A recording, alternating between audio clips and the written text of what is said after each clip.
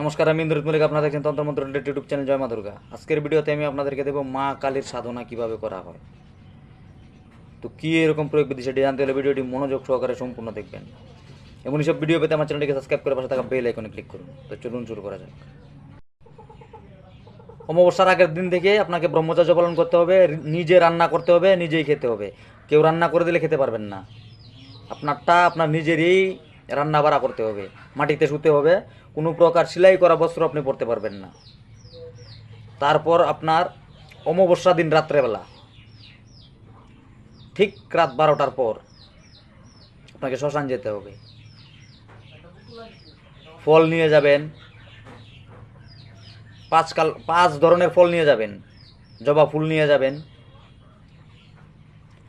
মিষ্টি নিয়ে যাবেন, আর মাটির সরাতে দিবেন আতপ চাল, চিনি, বাতাসা, কর্পূর, কাঁচা দুধ, গোটা পান, গোটা সুপারি।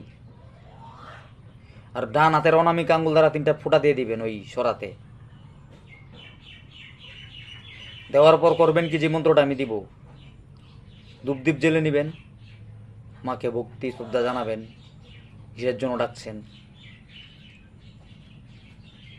মনের মধ্যে শুধু একটাই টার্গেট থাকবে যে হয়তো মাকে পাবো, নয়তো মরে যাব, এরকম।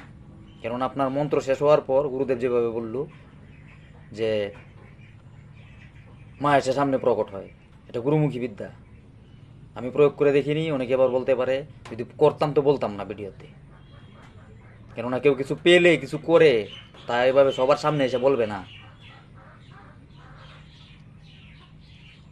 তারপর আপনার মন্ত্র, চোখ বন্ধ করে মন্ত্রটাকে 108 বার জপ করতে হবে আপনাকে। জপ করার পর যখন চোখ খুলবেন, মা এসে আপনার সামনে প্রকট হবেন।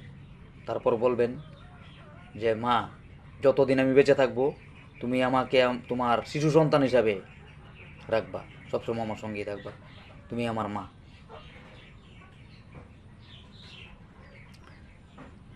তো এই ভিডিও দেখে কেউ পাকামো করে এই কাজ করতে যাবেন না। গুরুদেবের অর্ডার ছাড়া, নিজের গুরুদেব যদি না থাকে এ সাধনা করতে যাবেন না। এই সাধনা করতে গিয়ে যদি কারো কোনো রকম বিপদ হয়, আমি বা আমার চ্যানেল কোনোভাবে দায়ী থাকবে না। মন্ত্রটি হচ্ছে ওইং হিরিং স্লিং শ্মশান বাসিনী দেবী সিদ্ধিং দেহি। ওইং হিরিং স্লিং শ্মশান বাসিনী দেবী সিদ্ধিং দেহি। মন্ত্রটা চোখ বন্ধ রেখে 1008 বার জপ করতে হবে আপনাকে, রুদ্রাক্ষর মালা দ্বারা, মানে 10 মালা। ভিডিওটি যদি ভালো লাগে একটা লাইক করে দেবেন, কমেন্টে আপনার মতামত জানাতে পারেন। ভিডিওটি শেষ পর্যন্ত দেখার জন্য ধন্যবাদ।